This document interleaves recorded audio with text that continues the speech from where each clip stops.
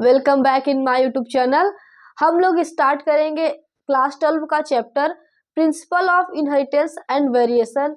इसमें से जो हमारे इम्पोर्टेंट टॉपिक रहेंगे उसको हम वन बाय वन क्या करेंगे, डिस्कस करेंगे। जिसमें से हमारा पहला जो इम्पोर्टेंट टॉपिक है जो हर एक एग्जाम में पूछा जाता है, खासकर बोर्ड एग्जाम में, तो वो है प्रभावी तथा अप्रभावी लक्षण में अंतर। ये हमारा उस चैप्टर का पहला ही टॉपिक है। तो हम लोग आज डिस्कस करेंगे प्रभावी तथा अप्रभावी लक्षण में क्या अंतर होता है। प्रभावी को इंग्लिश में बोलते हैं डोमिनेंट और अप्रभावी को इंग्लिश में बोलते हैं रिसेसिव। तो आज हम लोग डिफरेंस देखेंगे कि difference between dominant and recessive character. Dominant character क्या होता है और रिसेसिव कैरेक्टर क्या होता है। अगर हम बात करें डोमिनेंट मतलब प्रभावी, किसकी बात करते हैं, प्रभावी लक्षण की बात करते हैं। तो प्रभावी का मतलब होता है ऐसे जीन, मतलब ऐसे जीन, जीन को मेंडल ने क्या बोला था, कारक, जिससे इंग्लिश में बोलते हैं फैक्टर। तो ऐसे जीन या कारक जो अपने आप को समयुग्मजी तथा विषम युग्मजी, देखिए हम शब्द को तोड़ तोड़कर उसका अर्थ समझने का प्रयास करेंगे।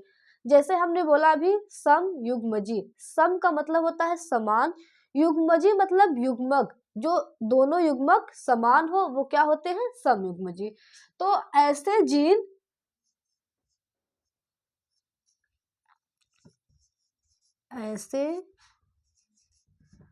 जीन जिसे हम क्या बोलते हैं, कारक, ऐसे जीन या कारक जो अपने आप को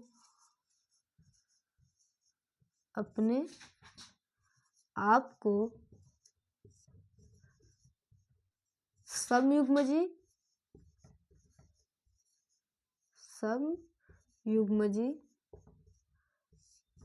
तथा विषम युग्मजी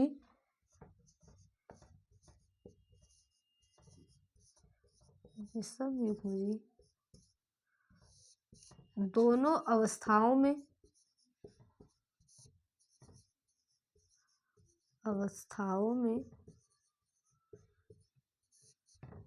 व्यक्त करते हैं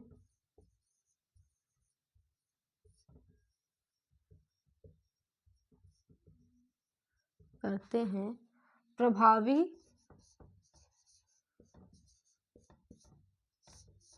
कारक या लक्षण कहलाते हैं।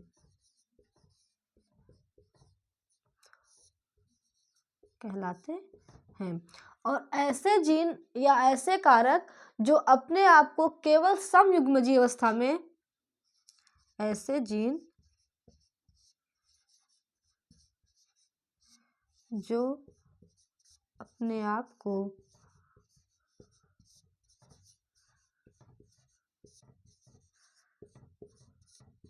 केवल समयुग्मजी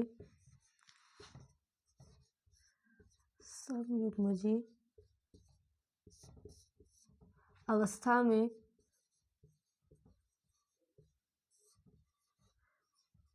व्यक्त करते हैं वो क्या कहलाते हैं, अप्रभावी या इसी को बोलते हैं रिसेसिव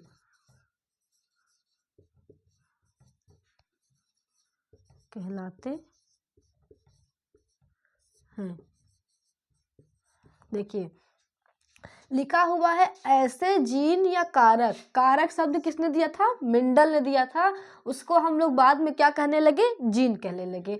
जो अपने आप को समयुग्मजी, सम का मतलब होता है समान, युग्मक मतलब होता है युग्मक, गैमीट, मतलब यहाँ पर दोनों गैमीट समान होंगे, या तो कैपिटल में होंगे या तो स्मॉल में होंगे, लेकिन जो दोनों होंगे वो क्या होंगे, समान होंगे। समयुग्मजी तथा विषम युग्मजी, विषम युग्मजी का मतलब होता है, विषम मतलब अलग अलग, दोनों युग्मक क्या होंगे, अलग अलग होंगे, एक कैपिटल में होगा तो एक स्मॉल में होगा, तो ये होता है विषम युग्मजी। तो जो प्रभावी होते हैं वो सम युग्मजी तथा विषम युग्मजी दोनों अवस्थाओं में अपने आप को ही व्यक्त करते हैं। जो यहाँ पर कैपिटल में होगा वो डोमिनेंट कैरेक्टर दिखाएगा, जैसे हम बोल रहे हैं कैपिटल टी, ये किसको दिखाता है, इसका लक्षण होता है लंबेपन का। और जैसे हम बोल रहे हैं स्मॉल टीथ, वो इसका उल्टा दिखाएगा बौनेपन का।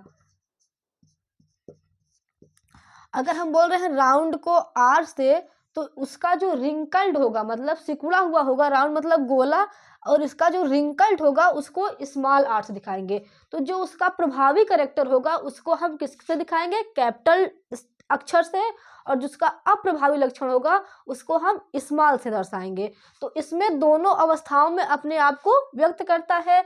और अप्रभावी जब होगा तो उसमें जब केवल सम युग्मजी होगा तभी वो क्या कर पाएगा, व्यक्त कर पाएगा। सम मतलब होता है समान, तो इसमें जब स्मॉल टी दोनों साथ में आएंगे तभी अपने कैरेक्टर को व्यक्त कर पाएंगे।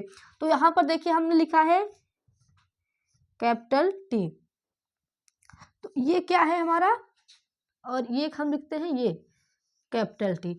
तो ये वाला पेड़ भी हमको क्या दिखेगा, लंबा दिखेगा, और ये वाला पेड़ भी हमको क्या दिखेगा, लंबा दिखेगा, क्योंकि देखिए ये सम युग्मजी अवस्था है और कैसी है, ये विषम युग्मजी अवस्था है। दोनों में क्या कर रहा है, ये कैपिटल टी वाला लक्षण अपने आप को व्यक्त कर रहा है, तो ये कैपिटल टी वाला लक्षण क्या हो गया, डोमिनेंट हो गया। अगर हम बात करते हैं रिसेसिव की, तो ये स्मॉल टी जब होगा तभी अपने आप को ये दर्शा पाएगा। अब ये जो पेड़ होगा वो कैसा होगा, बौना होगा, बौना। क्यों, ये केवल सम युग्मजी अवस्था में ही अपने आप को व्यक्त कर पाता है।